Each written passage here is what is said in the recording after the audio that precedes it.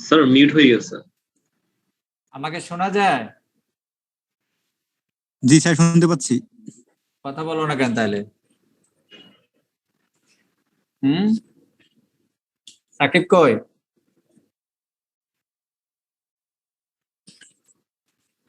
সাকিব সাকিব করে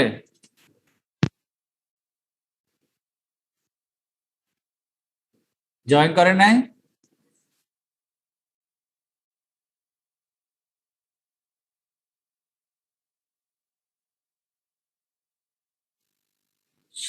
আচ্ছা, ওকে।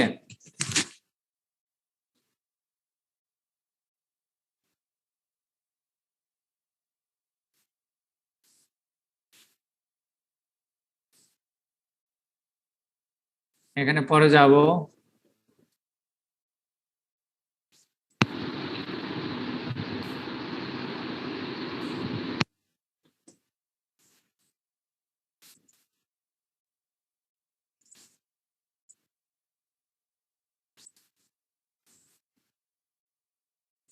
আগে ক্লাইমেট চেঞ্জ নিয়ে একটু কথা বলি।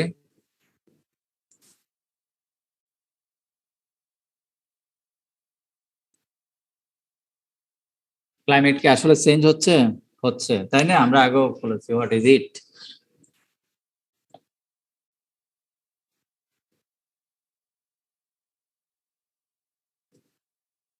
যেটা আমরা অলরেডি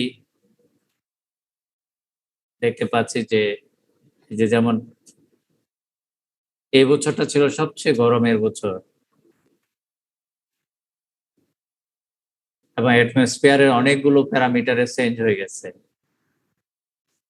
সেই চেঞ্জের একটা ইফেক্ট অলরেডি। Hello hello. হ্যাঁ স্যার, আমি জয়েন দিচ্ছি স্যার। হ্যাঁ, মাইক্রোফোনের কখন? সমস্যা ছিল। এখন না, স্যার- পরে। স্যার ফার্স্ট থেকে প্রথমে জয়েন দিচ্ছি স্যার। তো শোনা যায় না কেন? স্যার মাইক্রোফোনের সমস্যা ছিল স্যার। হ্যাঁ, তোর? জি স্যার।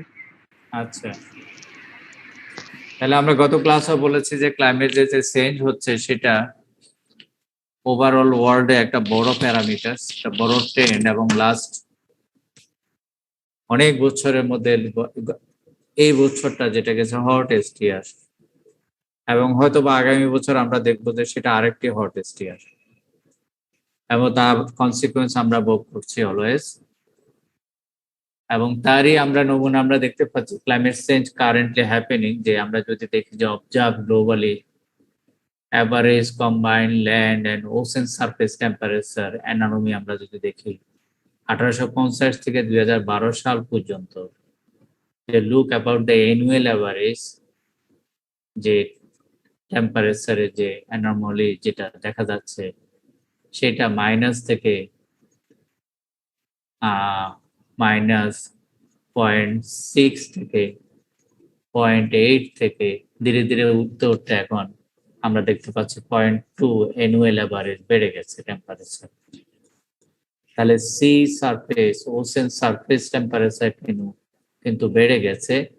তাহলে 1850 সালে যে ওশেন সারফেস টেম্পারেচার ছিল যে -6 অ্যানামলি, এটা ছিল না, এটা কম এই পর্যায়ে ছিল। যদি আমরা দেখি সেটা ডিফারেন্সটা, অ্যানোমালি মানে ডিফারেন্সটা, ডেভিয়েশনটা, সেই ডেভিয়েশনটা এখন পজিটিভ হয়ে গেছে অলওয়েজ। সিমিলারলি যদি আমরা 1850 থেকে 2000 সাল পর্যন্ত যদি আমরা ডিকেডাল এভারেজ দেখি, সেম আমরা ডিকেডাল এভারেজ আমরা দেখতে পাচ্ছি, আমরা টেম্পারেচারের যে ডিকেডাল এভারেজ আমরা ক্যালকুলেট করি, ঠিক সিমিলারলি এখানে ডিকেডাল এভারেজ ছিল -6 এর মতো 50 থেকে 1900 সাল পর্যন্ত। এটা অন এন এভারেজ একটু বাড়ছে কমছে, খেয়াল করো যে 0.66 এর উপরে 6 এর নিচে ঘোরাঘুরি করেছিল 1930 সাল পর্যন্ত। 1930-এর পরে 1930-র পরে আমরা দেখতে পাচ্ছি যে এই টেম্পারেচার কিন্তু আস্তে আস্তে ঊর্ধ্বগামী হয়ে গেছে। Average sea level temperature rise. Maybe there are lot of factor behind this. আমাদের সভ্যতার বিকাশ, ইন্ডাস্ট্রিয়ালাইজেশন, এবং আদার্স অনেক ইস্যু এখানে জড়িত হয়ে গেছে এবং for that reason sea level temperature কিন্তু বেড়ে গেছে এবং অ্যানোমালি এবং অলরেডি পজিটিভ হয়ে গেছে এবং এটা এক সময় আমরা দেখতে পাচ্ছি যে পয়েন্ট মাইনাস হ্যাঁ 3-তে যায়া এটা 1940 থেকে প্রায় 1900 তোমার 70-80 পর্যন্ত এটা একটা জায়গায় ফিক্স ছিল যে পয়েন্ট -3 পর্যন্ত ফিক্সড মোটামুটি এখানে এরপরে 1970-এর পরে খেয়াল করো সা করে কিন্তু এটা উপরের দিকে ঊর্ধ্বগামী ভেরি ইম্পর্টেন্ট এটা এভারেজ ডিকেডাল টেম্পারেচার 50 থেকে 60 60 থেকে 70 70 থেকে 80 90 পর্যন্ত একটা 50 ইয়ার্স 90 থেকে 1950 50 ইয়ার্স এবং 50 থেকে 2000 50 ইয়ার্স 10 বছরে যে আমরা দেখতে পাচ্ছি যে 1950 60 70 80 হ্যাঁ 80 পর্যন্ত আমরা দেখতে পাচ্ছি মোটামুটি 1980 পর্যন্ত মোটামুটি ফিক্সড একটা লেভেলে ছিল 80 পরে যে এরপরে 90-তে যে জাম্প করেছে 2000-এ জাম্প করেছে 2010-এ উপরের দিকে চলে গেছে ওকে তাহলে এই যে টেম্পারেচারের trend sea level temperature very important এই সি লেভেল টেম্পারেচার বাড়ার পেছনে যে বাড়ছে বেড়ে যাচ্ছে আমরা যদি স্কেলটা দেখে নিচে observe change in sea temperature 1901 থেকে 1912 এবং সেটাও আমরা দেখতে পাচ্ছি যে সি টেম্পারেচার কোথায় বেশি বাড়ছে কোথায় কম বাড়ছে লোক এবং তার সঙ্গে অবশ্যই আমাদের যে হিউম্যান অ্যাক্টিভিটি জড়িত যেখানে হিউম্যান অ্যাক্টিভিটি যত বেশি কারণ এই লেভেলে ট্রান্সপোর্টেশন বেড়ে গেছে অ্যাক্টিভিটি বেড়ে গেছে শুধু সি টেম্পারেচারের সি অ্যাক্টিভিটি না আমাদের সারফেসের যে অ্যাক্টিভিটি সে সারফেস অ্যাক্টিভিটি আবার সি কে ইনফ্লুয়েন্স করছে সেভাবে টেম্পারেচার বেড়ে গেছে ক্লাইমেট চেঞ্জের জন্য এটা একটা ইম্পর্টেন্ট ফ্যাক্টর এবং আর্কটিক জুলাই থেকে আগস্ট সেপ্টেম্বর পর্যন্ত সি আইস এক্সটেন্ড যেটা আমরা দেখতে পাচ্ছি 1900 সাল থেকে 2000 সাল পর্যন্ত এটাও সি আইস এক্সটেন্ড মিলিয়ন স্কোয়ার কিলোমিটার এটা দিন দিন কমে যাচ্ছে ঠিক আছে এটা আমরা দেখতে পাচ্ছি এবং গ্লোবাল মিন সি লেভেল সাইজ 19 সাল থেকে 2010 সাল পর্যন্ত 110 বছরের যে মিন সি লেভেল রাইজ এটা কিন্তু খেয়াল করো -0.2 থেকে এখন প্রায় বেশ ভালো কত 0.3 পর্যন্ত প্রায় বেড়ে গেছে মিন সি লেভেল রাইজ 0.3 110 বছরে 0.3 যে গ্লোবাল এভারেজ সি লেভেল মিটারে বেড়ে গেছে মিটার রিলেটিভ টু 1986 টু 2005 যে মিটারে বেড়ে গেছে ভেরি ইম্পর্টেন্ট 0.3 মিটার এই 0.3 মিটার যে 110 বছরে সি লেভেল বেড়েছে এটা তো এমনি বাড়ে না এটা বাড়ার পেছনে নিশ্চয়ই যে এই যে temperature rainfall and others activity জড়িত এন্ড এই ফিগার আমরা যদি লক্ষ্য করি observe change in annual precipitation over land annual precipitation কিন্তু ভ্যারিবিলিটি বেড়ে গেছে মিলিমিটার ইয়ার পার ডিকেড আমরা যদি এই ছবিটা দেখি প্রতি ডিকেডে যে কন্ডিশনটা আমরা এখানে আমরা দেখতে পাচ্ছি যে এই জায়গায় বৃষ্টিপাত বেড়ে গেছে এখানে বৃষ্টিপাত বেড়ে গেছে এখানে বৃষ্টিপাত বেড়ে গেছে এই যে এই রিজনে বৃষ্টিপাত কমে গেছে এই রিজনে বৃষ্টিপাত কমে গেছে টোটালি তাহলে এই যে কমে গেছে বেড়ে গেছে তার মানে কি পৃথিবীটা ইমব্যালেন্স হয়ে গেছে তাহলে এই ইমব্যালেন্স সিচুয়েশন এভাবে চলতে থাকলে নিশ্চয় ফিউচারে আমাদের জন্য ডেঞ্জারাস কিছু অপেক্ষা করছে What cause Earth climate to change in the atmosphere, natural process, of course, human activity, another one. আমরা আগে বলেছি এর মধ্যে ন্যাচারাল প্রসেসের মধ্যে volcanoes, tectonic plate movement, changes in the sun, shift in the earth, orbit, etc.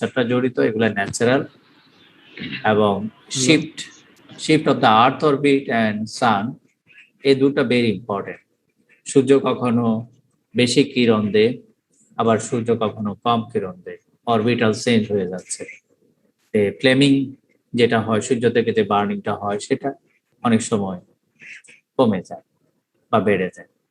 তো এখন world ওয়াইডে কিন্তু ক্লাইমেট চেঞ্জের সঙ্গে কিন্তু মানুষকে দায়ী করা হয়েছে, human activity, mainly activity that release green house gases into the atmosphere, যে জন্য আমাদের যে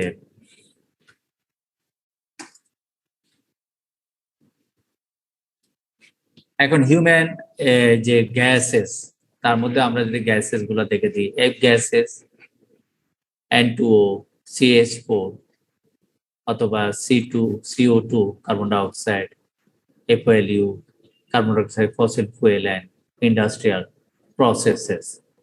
এখন এগুলো আমরা যদি ট্রেন্ডটা দেখি, খেয়াল করো যে এফ গ্যাসেস একদম উপরেরটা, এবং এটা দেখো যে ড্রাস্টিক্যালি বেড়ে গেছে।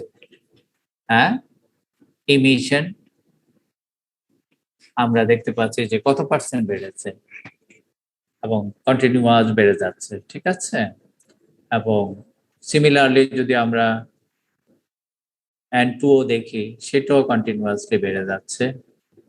এবং ঠিক একই রকম CH4, এটাও কিন্তু ভেরি ইনক্রিজিং রেট, এবং কার্বন ডাইঅক্সাইড এবং FOLU, অল অল।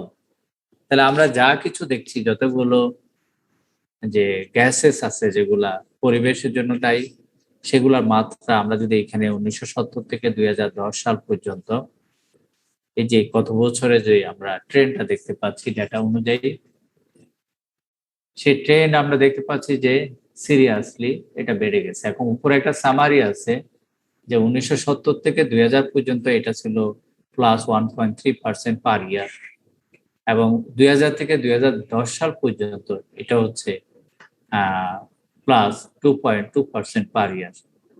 তাহলে এই যে রেটটা, তাহলে আমি যদি এটাকে এখন তোমাদেরকে যদি প্রিডিকশন করতে দিই যে 2070 থেকে 2000 পর্যন্ত +1.3% পার ইয়ার হয়েছে, 2000 থেকে 2010 এটা পার্সেন্টেজে বেড়েছে 2.2%।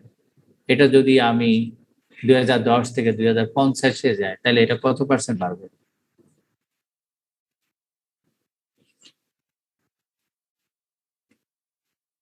এখন 20-এ এটা কত, 2050-এ এটা কত হবে?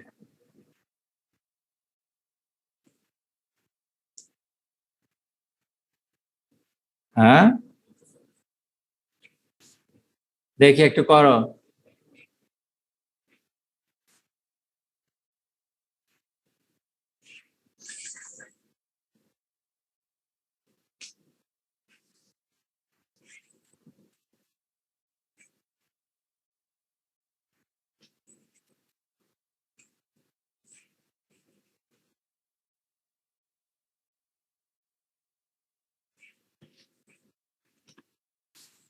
দ্রুত করে বলো কত? 2020-এ এখন কত, 2050-এ কত হবে?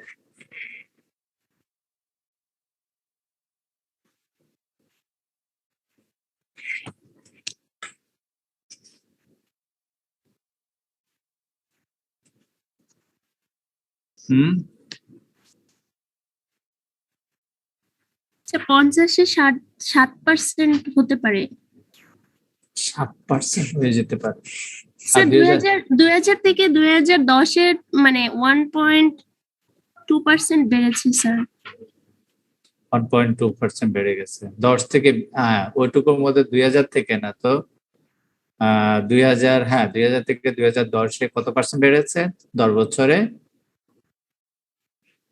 বছরে কত পার্সেন্ট বেড়েছে? 1.3 থেকে 1.3 থেকে 1.2%, তার মানে কি 1.1% বেড়ে গেছে, তাই তো?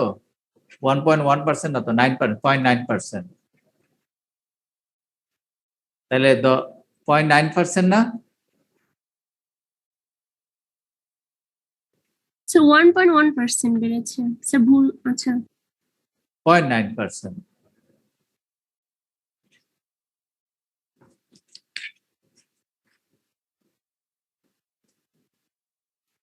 হুম,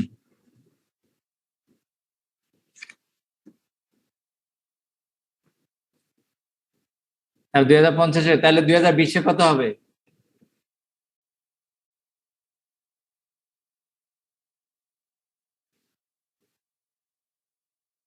হ্যাঁ, কথা বলতে পারে না কেন?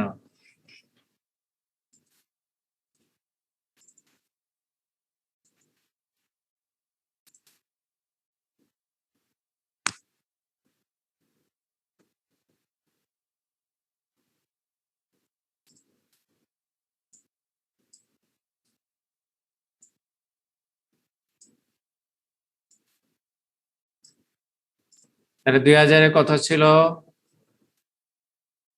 1970 থেকে 2000, এখানে কত বছর?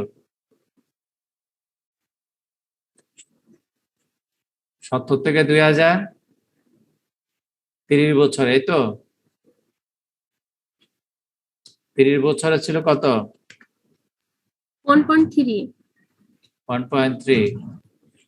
আর ওদিকে 10 বছরে বেড়েছে 2.2। 0.9 বেড়েছে 10 তাহলে বছর। বেড়েছে 0.9, জি স্যার। 0.9% বেড়েছে। এখন এখানে ফর্মুলা আছে, কিন্তু আমি যদি সহজ ফর্মুলা যাই তাহলে 2020-এ কিউমুলেটিভলি কত হবে? কিউমুলেটিভ এখন এই দুটার অ্যাভারেজ কত? এই দুটার অ্যাভারেজ হচ্ছে তোমার ইকুয়াল টু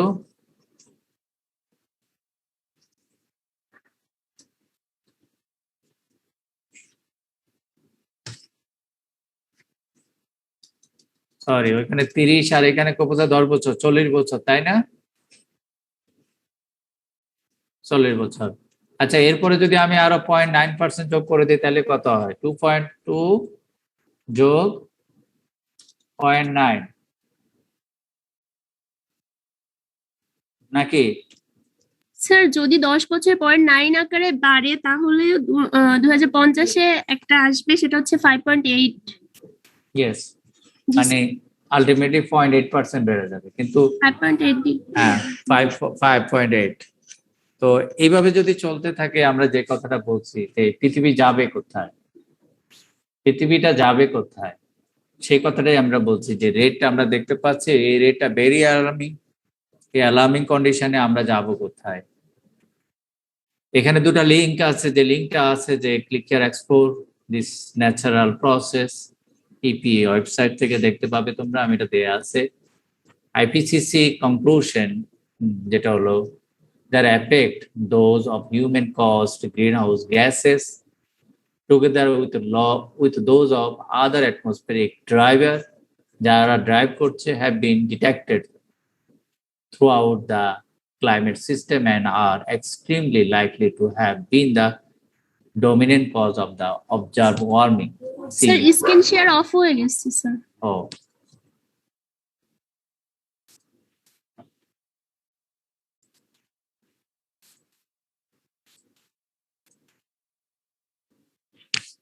তাহলে আমাদের যে মানে basically human cost green house gases, এটা একটা ড্রাইভার, অ্যান্থ্রোপোজেনিক ড্রাইভার। এটা ডিটেক্ট হয়েছে, প্লাস ওর সঙ্গে যুক্ত হবে যে ডমিনেন্ট আদার অবজার্ভ ওয়ার্মিং যেগুলো, সেগুলো যুক্ত হবে। এটা বেসিক্যালি মিড 20th সেঞ্চুরিতে এটা অবজারভেশন, যে এই যে ফ্যাক্টরগুলো আমরা দেখতে পাচ্ছি, এটা হলো আইপিসিসির যে কনক্লুশন। এখন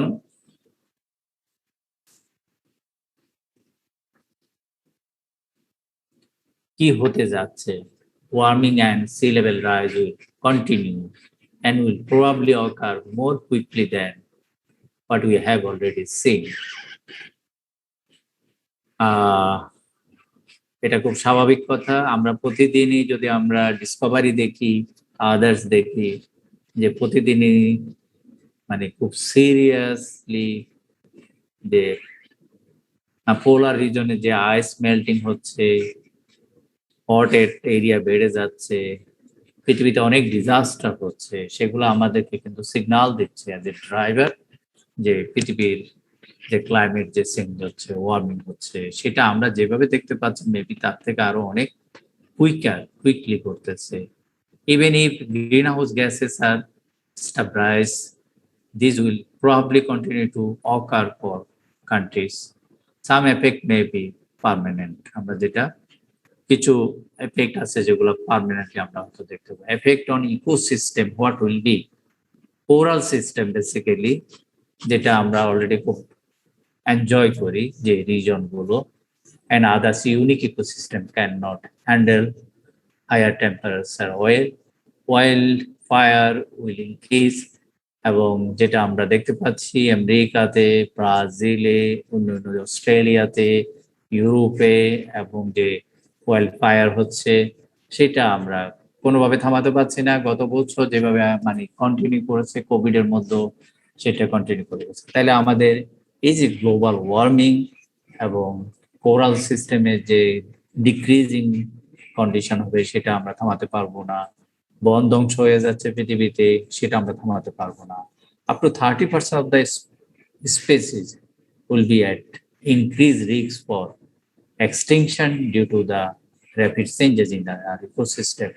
এবং হয়তো নতুন নতুন কিছু স্পেসিস আবার চলেও আসবে, যেগুলা ছিল না, যেগুলো আমরা দেখিনি। এবং সেটা ওই যে কিছুদিন আগে ইডেন কলেজে একটা ঘটনা ঘটেছিল, যে সেখানে নতুন একটা স্পেসিস দেখা গেছে, সেটা মেবি টেম্পারেচার চেঞ্জের কারণে হয়েছে। এবং effect in north America, basically warming in the western mountain, several effects, increased rain will actually help some crops, but heat wave will increase in number, length, and intensity. Coastal communities will affected by increased flooding and storm. এবং আমাদের মতো যে যারা এরকম বদ্বীপ এরিয়াতে বসবাস করি, ফ্লাড প্লেন এরিয়াতে বসবাস করি, তাহলে আমাদের এখানে বেসিক্যালি যেহেতু মানে আপার লেভেলে যদি বৃষ্টিপাত বেশি হয়, আমাদের ফ্লাডিং হচ্ছে প্রতি বছর, সেটা আমরা ফেস করব। এবং global anthropogenic greenhouse gases emission by sector 2005, sector wise কি কন্ডিশন হয়েছে তার একটা নমুনা এখানে আছে।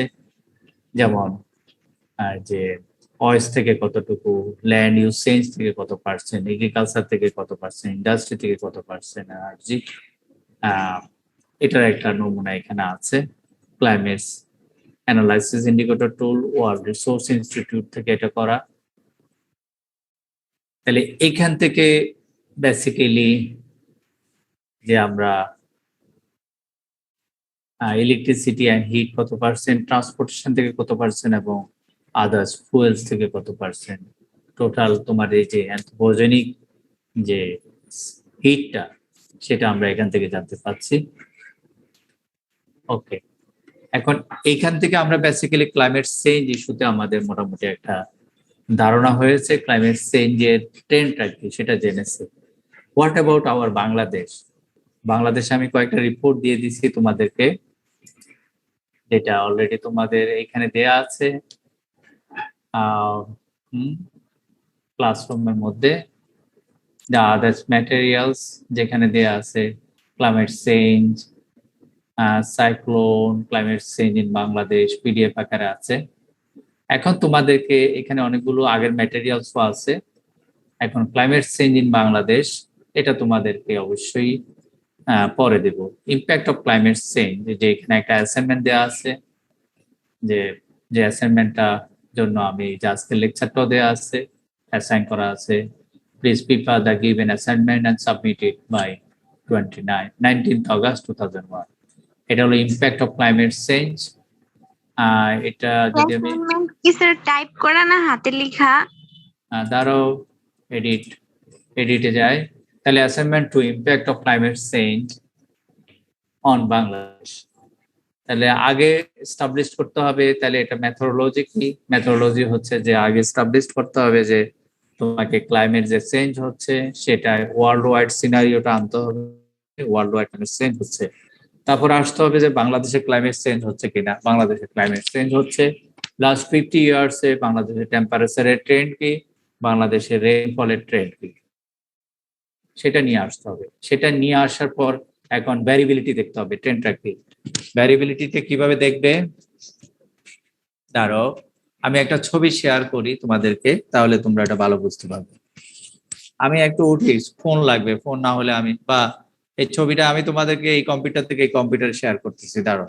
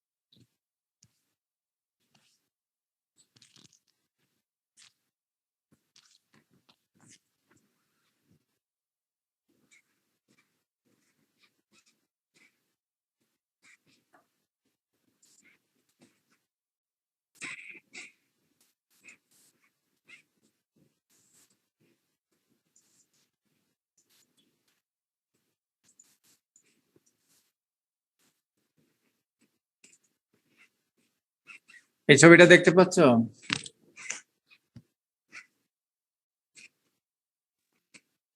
জি স্যার। এই ছবিটা হলো Yes, sir. প্রায় 55-60 বছরের কাহিনী বাংলাদেশে। মনসুনে আমাদের বাংলাদেশে যে বৃষ্টিপাতের ট্রেন্ড খেয়াল করো, আমি যদি ওয়েস্টার্ন পার্ট থেকে ইস্টার্ন পার্টের দিকে যাই তাহলে আমাদের বৃষ্টিপাত ওয়েস্টার্ন পার্টে একটা নির্দিষ্ট বেল্টে বৃষ্টিপাত অনেক কম, দেখতে পাচ্ছ? এবং এটা ইনক্রিজ করছে, এই কমের মাত্রাটা এখানে দিন দিন বৃষ্টিপাত ডিক্রিজ করছে। কি বলছি? আমি যদি 50 থেকে 60-এর দশক দেখি তখন যা ছিল 60-70, গত ক্লাসে বলেছি, দেখাইছি না গত ক্লাসে? এই রিজনে যদি আমি 60-এর দশক দেখি, 70-এর দশক, প্রতি দশকে আমি দেখবো যে এখানে বৃষ্টিপাতের পরিমাণ ডিক্রিজ করছে। ক্লিয়ার? এবং সিলেট ওই যে উপরের দিকে যেখানে তোমরা একদম ডিপ ব্লু দেখতে পাচ্ছ এবং বান্দরবন রিজন, এই রিজনে বৃষ্টিপাতের পরিমাণ বাড়ছে। আবার যদি আমি রিভার্সলি বলি যে ক্লাইমেটিক ভ্যারিয়েবল যেটা প্যারামিটার, সেটা তো হলো টেম্পারেচার, রেইনফল, আর একটা হলো টেম্পারেচার। টেম্পারেচারের ক্ষেত্রে কিন্তু উল্টোটা কি, যে রাজশাহীর যে রিজনটা তোমরা দেখতে পাচ্ছ basically western part of Bangladesh, এখানে টেম্পারেচার ওই যে 50-এর দশক থেকে এই পর্যন্ত টেম্পারেচার কন্টিনিউয়াসলি বাড়ছে। যে আমরা ট্রেন্ড পড়াইছি না স্ট্যাটিস্টিক্সে, ট্রেন্ড ইজ পজিটিভ। তাইলে এই যে আমি সাদা যে আমি হালকা ব্লু যে রিজনটা দেখাচ্ছি, এই রিজনে তোমার টেম্পারেচার গত 60 বছরে আস্তে আস্তে করে বাড়ছে, রেইনফল গত 60 বছরে আস্তে আস্তে করে কমছে। তাহলে কি হচ্ছে? ভ্যারিয়েবিলিটি, যেটা আমরা বলছি যে ওয়ার্ল্ডের যে ক্লাইমেট যে চেঞ্জ হচ্ছে, বেসিক্যালি সি লেভেল রাইজ করছে, সি লেভেল টেম্পারেচার বেড়ে গেছে, ওয়ার্ল্ড টেম্পারেচার বেড়ে গেছে। হ্যাঁ, হিউম্যান অ্যাক্টিভিটি যেগুলা, যে গ্যাসেস গুলা, ওগুলার মাত্রা অনেক পরিমাণ বেড়ে গেছে এবং আগামী 2050 সালে দেখা যাচ্ছে যে এই গ্যাসগুলোর পরিমাণ আরো বেড়ে যাবে। তাহলে বাংলাদেশে এই রিজন গুলার কি অবস্থা হবে? দ্য ইম্প্যাক্ট ইজ দিস, যে তোমাদেরকে এই ইম্প্যাক্টটা, এই ভ্যারিয়েবিলিটি, আমি যেটা বললাম যে ওয়ার্ল্ডের সিনারিও কি, বাংলাদেশের টেম্পারেচার, রেইনফলের কন্ডিশন কি, এবং climate change impact on Bangladesh, what will be in Bangladesh, বাংলাদেশে কি হবে, এগ্রিকালচার সেক্টরে কি হবে, ট্যুরিজম সেক্টরে কি হবে, ইকোসিস্টেমে কি হবে। এই সেক্টর গুলো মানে ইম্প্যাক্ট। ক্লিয়ার? ইম্প্যাক্ট কোথায় পড়বে? ইম্প্যাক্ট লাইভলিহুডে পড়বে। লাইভলিহুডে কি আছে? লাইভলিহুডকে যদি আমি স্প্লিট করি, there are urban rural area. Urban area এক ধরনের ইম্প্যাক্ট পড়বে, রুরাল এক ধরনের ইম্প্যাক্ট পড়বে। সাইক্লোন, হ্যাজার্ড, ডিজাস্টার এগুলা বেড়ে যাবে। বেড়ে যাবে না? বেড়ে যাবে, অলরেডি বেড়ে গেছে। তাহলে আর ইম্প্যাক্ট পড়বে কোস্টাল রিজনে সিরিয়াসলি, কারণ যখনই ওয়ার্ল্ড ক্লাইমেটিক এই যে সিনারিওটা পরিবর্তন হবে, কোস্টাল রিজন যেটা ভেরি ভালনারেবল, সেখানে বেশি ইম্প্যাক্ট পড়বে। সেখানে যারা থাকে তাদের মধ্যে যারা হতদরিদ্র তাদের উপর ইম্প্যাক্ট আরো বেশি পড়বে, যারা শিশু, যারা মহিলা তাদের উপরে ইম্প্যাক্ট আরো বেশি পড়বে। হ্যাঁ, কি ধরনের ইম্প্যাক্ট গুলো পড়বে? তারপরে এগ্রিকালচার সেক্টরে অনেক বড় একটা ইম্প্যাক্ট পড়বে, কারণ এগ্রিকালচার শিফটিং করতে হবে, যে কোপিং করতে হবে, এর সঙ্গে টেম্পারেচার যে বেড়ে যাচ্ছে তার সঙ্গে কোপিং করতে হবে, রেইনফলের যে ভ্যারিয়েবিলিটি বেড়ে যাচ্ছে ওর সঙ্গে কোপিং করতে হবে, সে কোপিংটা নিয়ে আসতে হবে।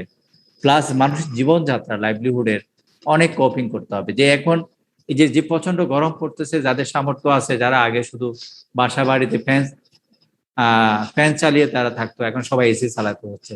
তাহলে যদি এরকম এসি লাগাতে থাকে তাহলে আবার সেই যে গ্যাসগুলো বেড়ে যাবে, তাহলে টেম্পারেচার আরো বাড়বে।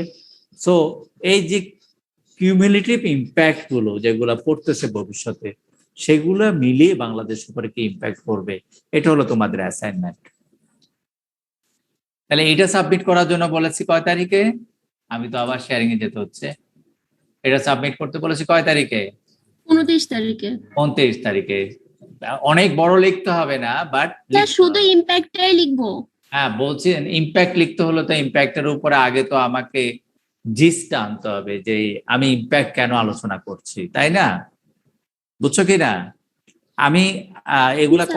করার পেছনে যুক্তি আছে। তোমরা হাতে লিখবে, হাতে লিখে সাবমিট করবে, হাতে লিখবে, হাতে লিখে ক্যাম স্ক্যানার ইউজ করবে, তারপরে সাবমিট করবে। সবার জন্য একই কাজ, প্রত্যেকটা অ্যাসাইনমেন্ট হাতে লিখবে, ক্যাম স্ক্যানার ইউজ করবে, হ্যাঁ ক্যাম স্ক্যানার ইউজ করবে, তারপরে সাবমিট করবে। কিভাবে দেখায় দিচ্ছি। তোমার রোল নাম্বার কত তো বলো? স্যার 79। 79। কোর্স কত? 402_79। দেখতে পাচ্ছো জি স্যার। কি লিখেছি সবাই দেখো? 402_79, আর কিছুই না। 402_79, তার সঙ্গে আরেকটা দিচ্ছি। কি দিব? অ্যাসাইনমেন্ট নাম্বার কত? Sir 2 number.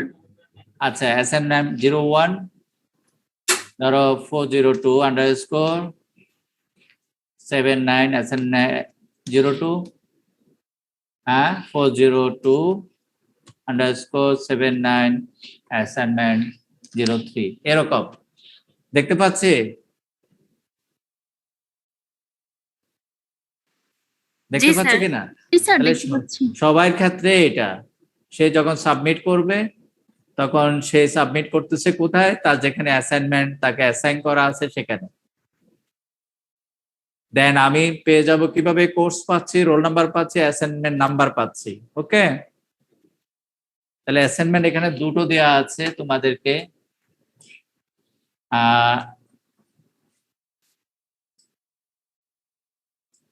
স্যার একটা সপ্তাহে একটা অ্যাসাইনমেন্ট হলে ভালো হয় স্যার। দুইটা এগুলা ছোট ছোট, এগুলা করতে দিছি। পরীক্ষা ডেট দিয়ে দিবে, কোনো প্রেশার নাই। পরীক্ষার ডেট দিবে 2 দিন পরে। তারপরে তোমাদেরকে যে ফোরকাস্টিং, ওয়েদার ফোরকাস্টিং, এখানে ম্যাটেরিয়ালস আছে, তারপর একটা লিঙ্কও আছে এর মধ্যে। তারপর ওয়েদার ফোরকাস্টিং কিভাবে হতো আমি আরেকটা দিতাম, সেটা এখানে দিচ্ছি না। কি কি স্যাটেলাইট থেকে আমরা ওয়েদার, আমি এটা আগামী ক্লাসে আমি এটা পড়াবো। স্যাটেলাইট গুলো কোন কোন স্যাটেলাইট ইউজ করে আমরা ফোরকাস্টিং করি সেটা আমি পরে। এখানে শুধুমাত্র ম্যাটেরিয়ালস আছে, লিঙ্কস আছে, যে হিস্ট্রিক্যালি ফোরকাস্টিং কিভাবে করা হতো, এখন কিভাবে করা হয়। বুঝছো? টেক্সট সবটাই আছে, তোমার কাজ হবে এখান থেকে সামারি করা। কারণ তোমার পরীক্ষাতে আসবে, তুমি তো পুরা লিখতে পারবা না। পারবা? স্যার না, পুরো লিখতে পারবো না স্যার। হ্যাঁ, তুমি পরীক্ষাতে যেরকম লিখতে পারবা ওইভাবে অ্যাসাইনমেন্টটা তৈরি করবা, যাতে গল্প অনেক বেশি না বলা লাগে। কারণ পরীক্ষাতে অনেক বড় বড় কোশ্চেন আমরা করব না এখন, কারণ আলটিমেটলি পরীক্ষা তো দিতে হবে। তাহলে আমরা দুইটা অ্যাসাইনমেন্ট দিয়েছি। দুইটা অ্যাসাইনমেন্ট, প্রথমটা হলো যে ফোরকাস্টিং এর উপরে, এটা এখানে ম্যাটেরিয়ালস আছে, এটা দেখে তোমরা করে ফেলবা। আর দ্বিতীয়টা তো আজকে বলেছি কথা, প্লাস আমি অনেকগুলো ম্যাটেরিয়ালস দিয়ে স্যার দিয়েছি। এই ম্যাটেরিয়ালস গুলো সাম আপ করব, এটাই। এই ম্যাটেরিয়ালস গুলো সাম আপ করবা, সুন্দর করে সাবমিট করবা। ওকে? জি স্যার, বুঝতে পেরেছি এবার। ঠিক আছে তো? ঠিক আছে। অ্যাটেন্ডেন্স দিয়েছি? ক্যামেরা অন করো।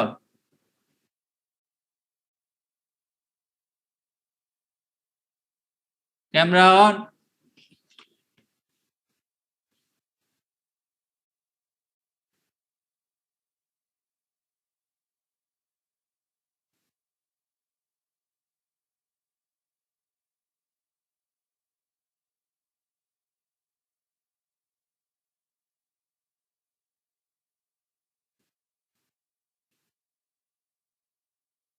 সবাই রেডি থাকবা যে ক্যামেরা অন করতেই হবে, স্যার ধরবে ক্যামেরা অন করার জন্য। এই ছেলে, তোমার চুল আঁচড়ানো লাগবে না। ছেলেদের চুল আঁচড়াতে হয় না। দেখতেছো না আমার মাথার মধ্যে টুপি দিয়ে রাখি সব সময়? হ্যাঁ, ছেলেরা এমনি সুন্দর, ছেলেদেরকে চুল আঁচড়াতে হয় না। মেয়েরা এখন ক্ষিপ্ত আমার উপরে একাকার হবে। হ্যাঁ, ছেলেরা সবসময় সুন্দর নাকি? স্যার মেয়েরা অলওয়েজ সুন্দর। সেটা তো বলাই রাখে না, সেটা তো প্রতিষ্ঠিত। সেটা আবার আমার বলতে হবে নাকি? আমি তো ছেলেদের পক্ষে কথা বলছি, তাই না? কি মেয়েরা অলওয়েজ সুন্দর, এটা তো সারা জীবন প্রতিষ্ঠিত। কিন্তু এখন ছেলেরা সবসময় সুন্দর, এই কথা কেউ বলে? হ্যাঁ, বলে রে? না স্যার। এই জন্য আমি বলছি, কারণ ছেলেটি মাথা আঁচড়ায়।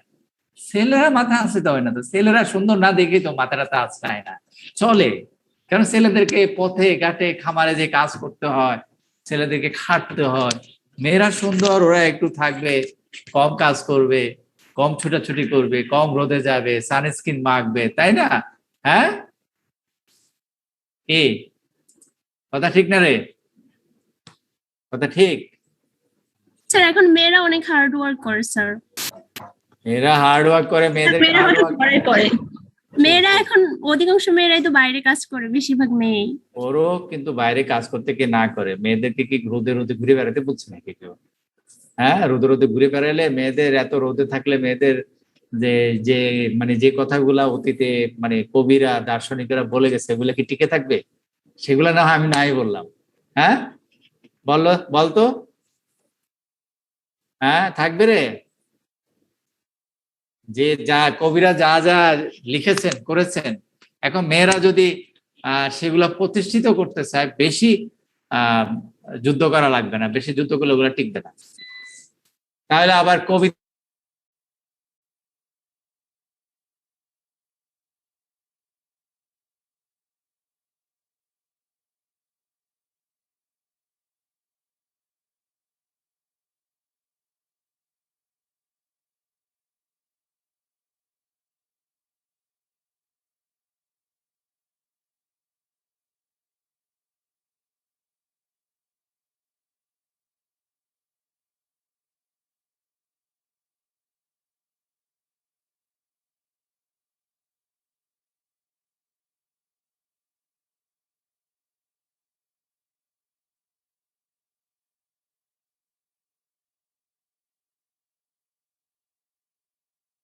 Recording stopped.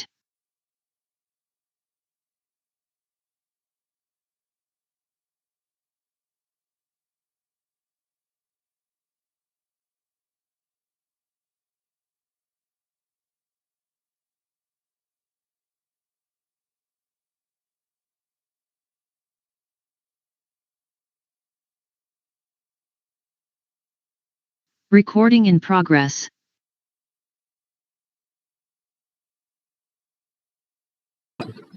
হ্যাঁ,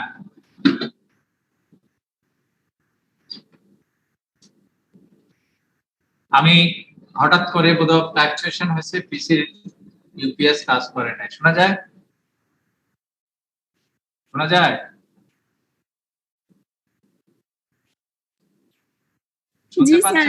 শোনা যায়? আচ্ছা, ইউপিএস কাজ করে নাই। ওকে, হঠাৎ করে বন্ধ হয়ে গেছে কম্পিউটার, আবার অন করছি। হ্যাঁ, এখন তোমাদের যে কাজ দিয়েছে ওটা করবে। আর কি অ্যাটেন্ডেন্স অনেকে অলরেডি বের হয়ে গেছে, 59 আছে এখন। অ্যাটেন্ডেন্স তো দিয়েছো তাই না? অ্যাটেন্ডেন্স দিয়েছো, না দিলে নাই, কিছু করার নাই।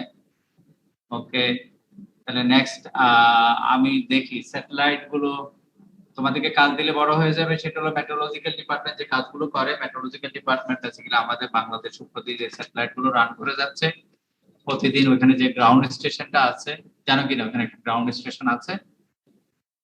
জানো মেট্রোলজি ডিপার্টমেন্টে যে একটা গ্রাউন্ড স্টেশন আছে, এটা জানো কিনা? কথা বলে না কেন? জি স্যার। জি স্যার, একটা আছে আমাদের দেশে। কি স্যার ওই যে আগারগাঁয়ে। এই তো বলছি তো, এখন এই জন্যই তো আমাদের দরকার হবে যে দুটাতে এখন কোভিড আছে, এখন আর বলি কিভাবে, এগুলো তো পরিদর্শন করতে হবে। গ্রাউন্ড স্টেশন আছে, প্রতি মুহূর্তে ডেটা আপলোড করা হয়, ডাউনলোড করা হচ্ছে। এখানে ডাউনলোড করার পর সেই ডেটা থেকে মেট্রোলজিক্যাল যে ফোরকাস্টিংটা সেটা করতে হচ্ছে। তো এই কাজগুলো তো হচ্ছে, তাহলে এগুলো মেকানিজম না জানলে, এখন আমি শুধু ক্লাইমেটোলজি পড়ি, তাহলে কেমনে হবে? হবে এগুলো? মিলি মিলি ক্যামেরা, মাইক্রোফোন অন করো।